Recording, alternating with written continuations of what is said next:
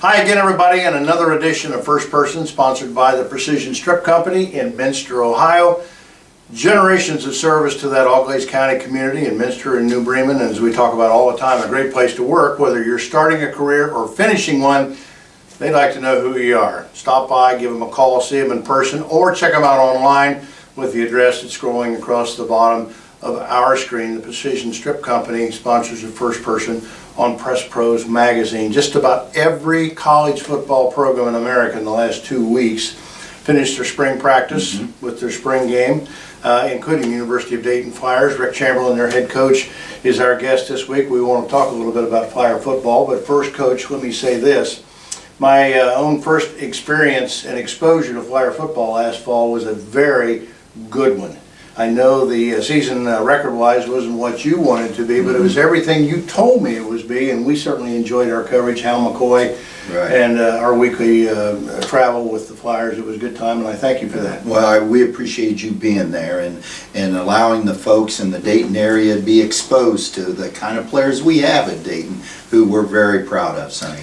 You know, you said something to me last year, and I remember, and I just mentioned it to you before we started the camera here, about why Dayton is a good place. It's not Ohio State, it's not Auburn, it's not Southern California, but you proudly said this is a great place to come and play college football. Why? It is, because you're still going to be at a big-time atmosphere. Our players come here, they get exposed to the media and other bits about the city life, but it's just the competitiveness on this football team, both amongst their teammates and then the teams that we're playing against. Some outstanding teams that they have to be ready to play and show how good they are. And I was, in fact, impressed by Pioneer League football. Now, I've seen your teams play here and there over the years, but week in and week out last year, I was impressed by the teams like San Diego, like Drake, and people like that that you play. Those guys come to play. They come to play, and that's what we tell our players. There's no softy on the schedule. I don't care what the history behind our records against those teams.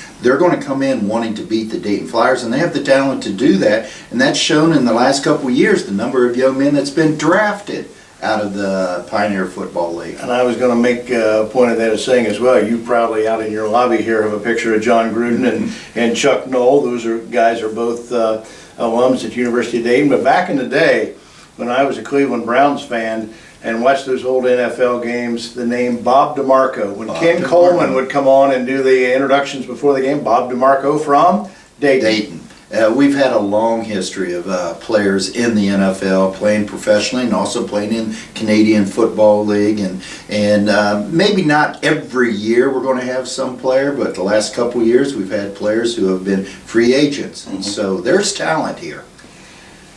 I want to go back and talk a little bit about last year, because the fact of the matter was you had a 5-6 record and you were a totally different football team. One of the things, it doesn't matter what level it is, you cannot play without your starting quarterback, and you found that out. Yes, our starter Alex Jeske had a foot injury just before football camp as he was getting ready, and so he missed the first 5 games of the season, and we were 1-4 at that point there. And our backup Kyle Capros did a good job, but he's not Alex. Alex with that seasoned veteran and the skills that he has. That's why Alex was first. And we played much better, but Sonny, it goes back to what we were talking about earlier.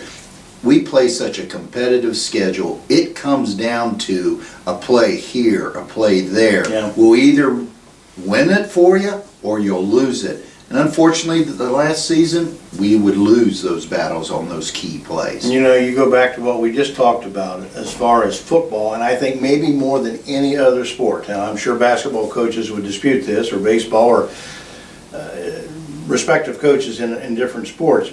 But it seems to me, whether it's Ohio Northern, whether it's Wittenberg, whether it's Dayton, whether it's Ohio State, Bowling Green, or Cincinnati, that competitive instinct in football. You know, it's hit or be hit. Yes. You know, it is more than any other sport the size of the fight in the dog. It is. I mean, who's going to make the plays when you need it? Who has that little extra when the play calls for it? And that's why our theme for this coming year, I just felt like every game I'd come in and say, well, this team made more plays than us, or we won because we made more plays.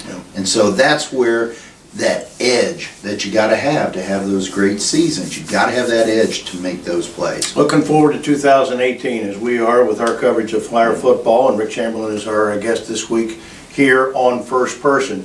You had your spring game last week with Alex Jeske, but the neat thing about spring football games are the number of kids that you get to see who've been there for a year, but they've been just off stage.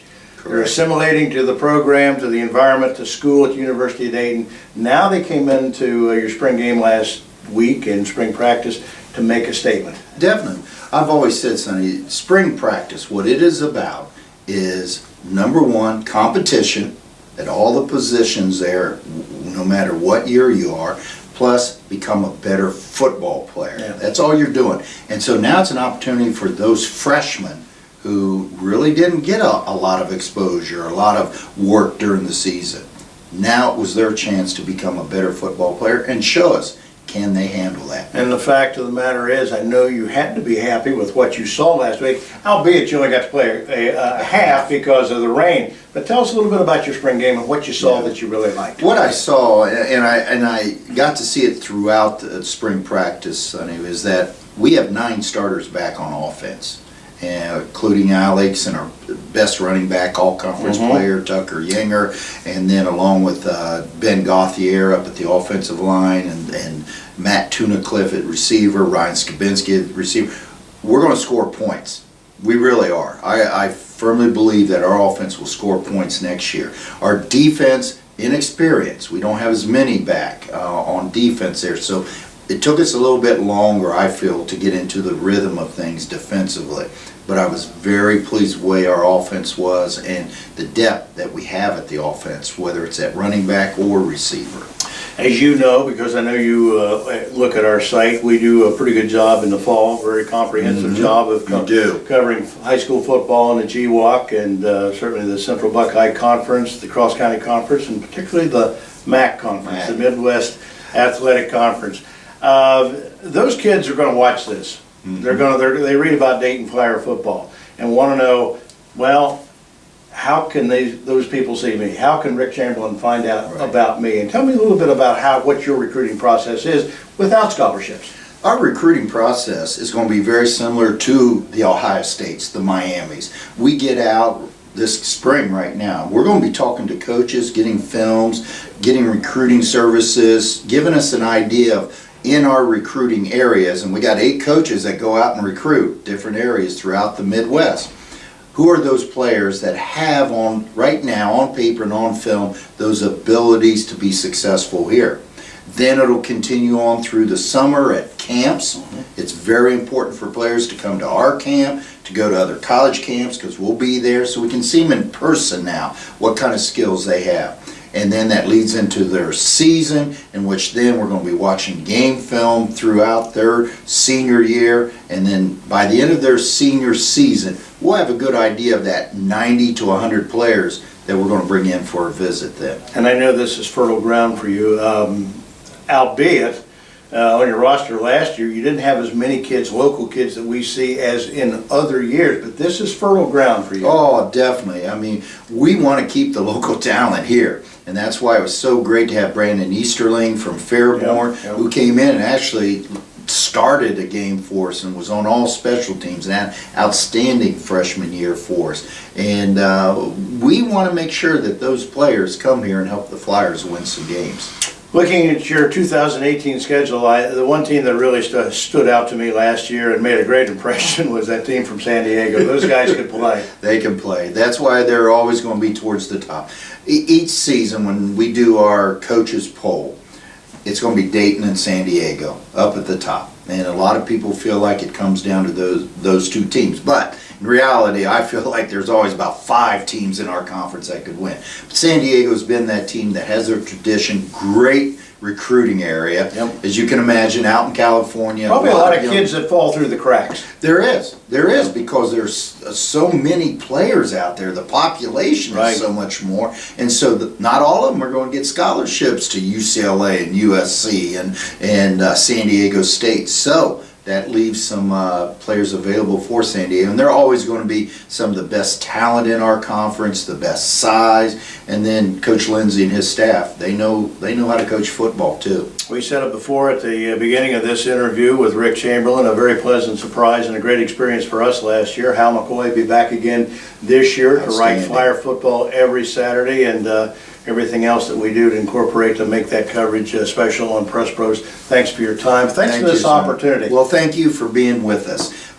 We enjoy exposing as many people to our program, to our school setting. We're very proud of what we have here. I know you are, and rightfully so. That wraps up this edition of First Person with Dayton head football coach Rick Chamberlin, again sponsored by the Precision Strip Company in Minster. Check them out for a great place to start your career or finish one. They're always looking for good people.